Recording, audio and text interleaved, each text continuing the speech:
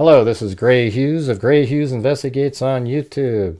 Today's video is regarding the shooting at Brown University that took place on December 13th at around 4:05. Now, there were students at the Burris and Hawley building, I believe it's called. And this building is generally for sciences. I guess you could say the School of Engineering and Department of Physics. Now, there was a study session for economics. It was for a final, so it was a study session, lecture, preparing the students for a final, and it was an economics study session. And that's when the shooter went in and killed 2 people and injured 9. And according to ABC News, the 2 individuals killed were Ella Cook, and that's a picture of her right there, and this individual named Muhammad Aziz Umirzakov. Now, Umirzakov wanted to be a brain surgeon, very bright person, and Ella Cook is also a very bright person who was the vice president of the Brown University Republicans. And she was killed. Now, there are some reports out there, I guess Fox News reported, that she was the target of the shooting. And it's also interesting to note that there doesn't seem to be a consensus out there of what type of weapon was used. So the one eyewitness said it was this long gun and there was 50 shots. That sounds more like an AR-15, something like that. Maybe one of the folded up types. Don't know. And that person also said it looked like the individual had a bulletproof vest. That was mentioned by somebody on my show last night. I don't remember, I don't know if they saw that same, but that's what the person said. It looked like he may have had some kind of a vest in there. And let's see if we can see something like that in the surveillance footage. All right, so let's take a look at the surveillance footage. Let's go in the chronological order. So he was in the area as early as 2:08, and obviously he was there before that because he must have, walked to this position here.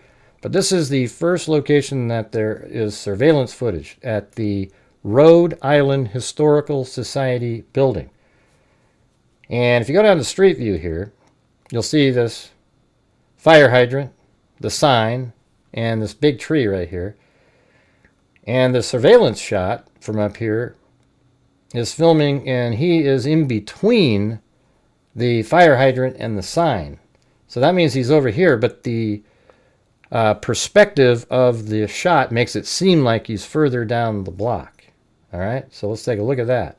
See how he's between the fire hydrant and the sign? So he's right at the corner and he's looking down the street here. So let's watch that. See how this is an interesting video here. And look at that. Let me show you that one shot, if I could get it back to right there. If you notice right there, it has a square look right there. So that does seem to be protruding something square, maybe perhaps body armor. And it's weird. It's almost like he's waiting for some people to start moving. It's hard to say. And then this shot right here is a still frame from another video. Now, I wish they would release that video as well, just so we can see how he moves. All right, now that shot was taken right here. And see how clear the sidewalk is there? Just a really kind of a bright color of cement. And then over here it's dark and grungy. And then over here it's grungy, bricks, etc. And that's exactly what we're seeing in the video. Right. All right, when you look at this picture here, you see the edge of the curb, and then it dips down, and there's the sidewalk. And let's take a look at Street View. And so you can see there's the edge of the curb, and then it dips down right there. And that means he's walking somewhere probably right in this area. And interestingly, if you go over here, you can see the actual camera. It's either this camera or that camera. There was 2 of them there. And I don't know if both of them were working. If they are, they should have 2 different shots of the same moment in time. But he's walking by right there, and that camera picks it up. Now, that footage is at 2:18. This footage over here was 2:08, and he's walking south in this video. So how did he get there? Does that mean when he was in this location, he walked up like this, and then turned, came back around, and then we see him right here. He's doing like loops around. Maybe there's somebody inside of this square that he was following to make sure that they made it to that lecture that day. Somewhere right inside this square. Because he does go around like this and back around, and then so it's 2:08 and then 2:18 here. So 10 minutes later, almost as if he went around like this, and then he shows up there. Now where he went after that, we don't know. Does he show back up on this surveillance camera again? And then basically 40 minutes later, no, 45 minutes later, he shows up right here. And this is at Cook Street and Manning Street. The Rhode Island Historical Society was at Benevolent and Cook Street. So Benevolent and Cook Street. And then the single still frame shot was at Benevolent Street and Hope Street. And Hope Street's the same street that the killer comes out on and exits at the end.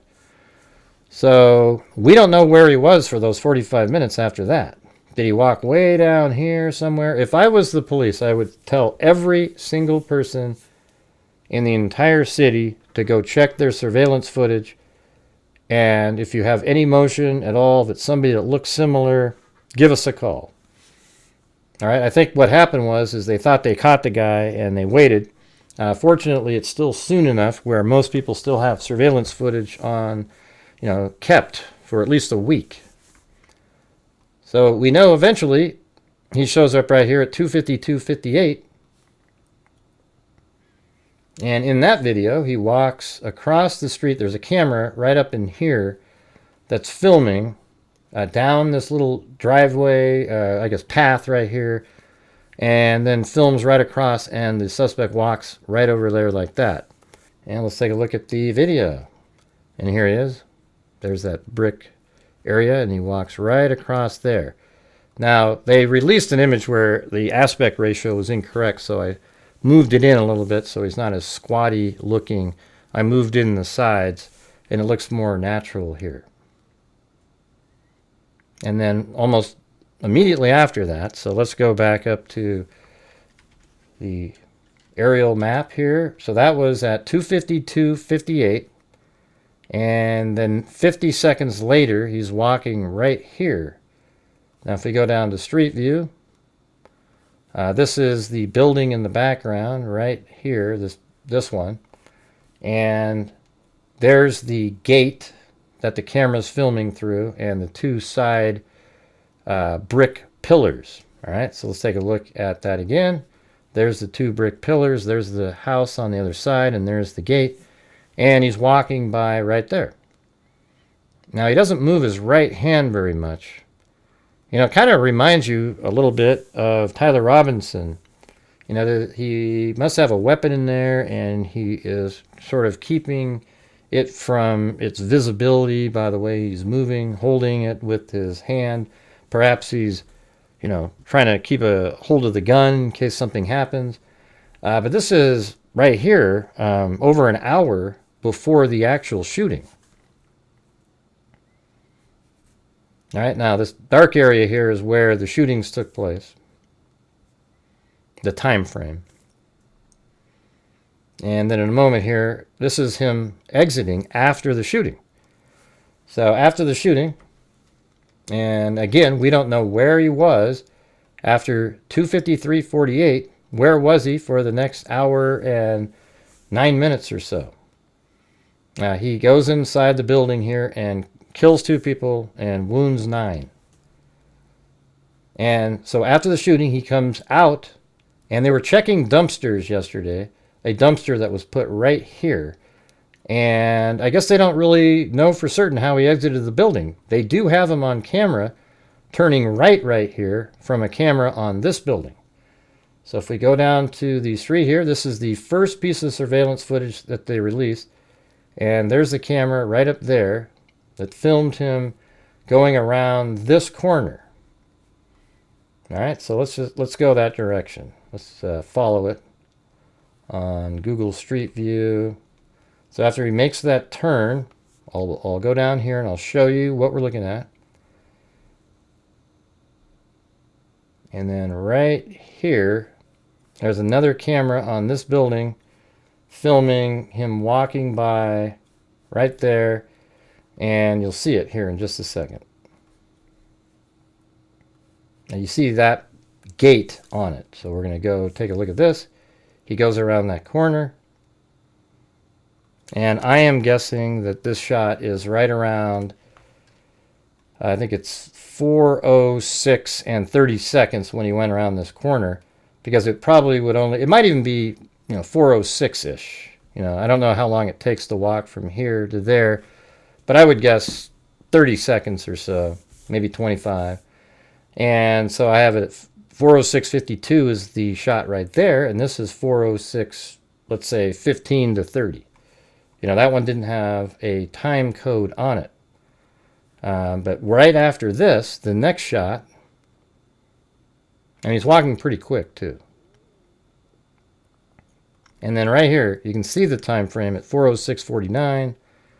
And then right there, he's walking. And there's that big sort of garage door gate there.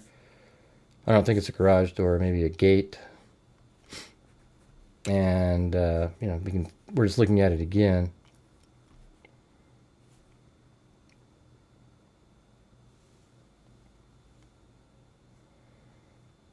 And there he goes right in front of it. So back down to Street View. Let's go right to here. And we'll just walk down. Didn't mean to go up there. It's kind of hard sometimes to work on Street View here, but there we go. There's that gate. The camera that was filming is either right up there or on this building over there, and they zoomed in on it. Let's take a look at the video again. Yeah, it actually seems like it's on that far, as far back as you can get on that other building. Let's go right before it zooms in here. Yeah, see, it's on that other building. That means it's over here. I'm not sure if we can see. There are, looks like maybe lights up here. There might be a camera underneath there somewhere. But somewhere along that building, there's a camera that then filmed across, and you could see inside. And you can see the whole gate over here. All right. So let's take a look from above. So the motions for that day were from here and then heading this way. So likely went around somewhere like this and then went somewhere else.